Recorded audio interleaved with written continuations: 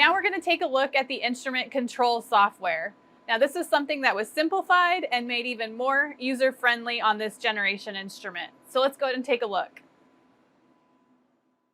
Now we're taking a look at the instrument control software. So this is for the Orbitrap Exploris 240. Now on the top ribbon, we have a few buttons to select. We have the play, pause, and stop button. The play button will turn the instrument on.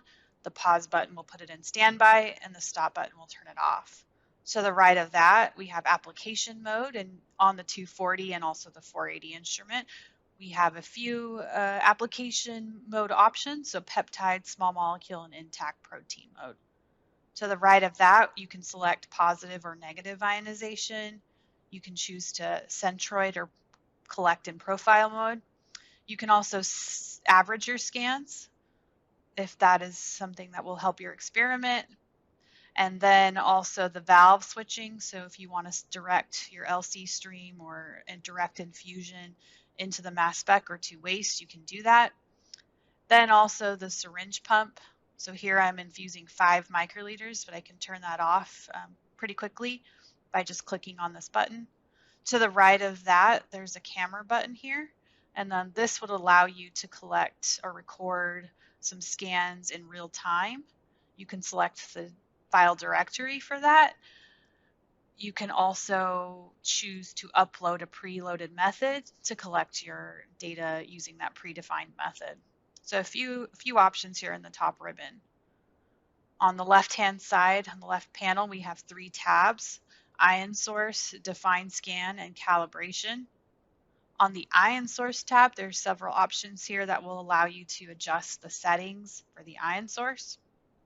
You can select positive ion spray voltage, negative spray voltage, sheath, aux, sweep, and also the ion transfer tube temperature, so you can make those adjustments. On the boxes here, these are the values that we're setting, but then to the right we have the actual real-time readbacks of what we're getting.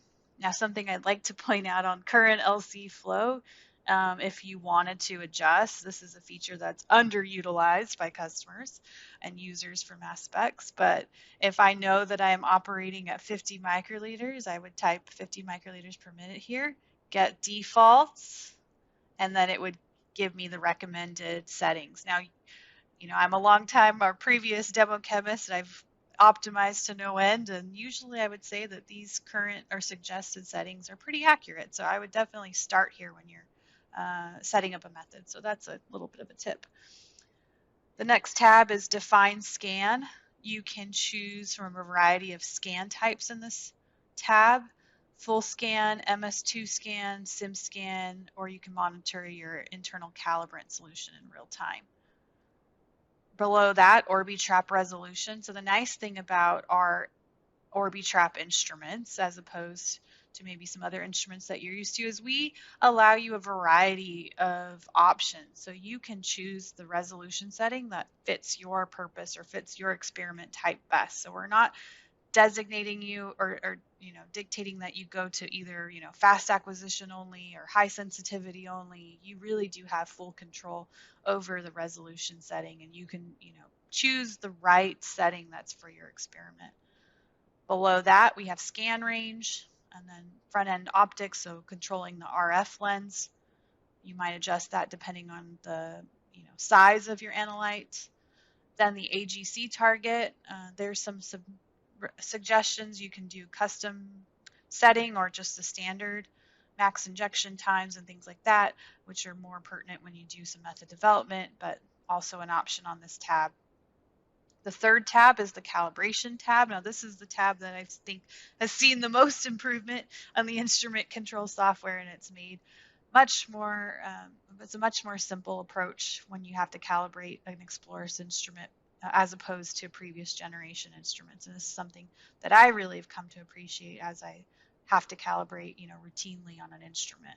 So here at the top, we can see mass calibration. We can see the recommended calibration date, the last successful date that it was calibrated, and then we can also see the status of the system calibration. Now, when it's recommended and when it was last successfully completed. And as you can see here, system calibration isn't something that you would do routinely. It's usually once a month, but then the mass calibration is something that you would do on a more regular basis just to make sure that your instrument's at peak performance in terms of mass accuracy. Now below that you have, the options, right? You can choose to calibrate it or to just check it, switch between ionizations. Again, the mass or the full system calibration.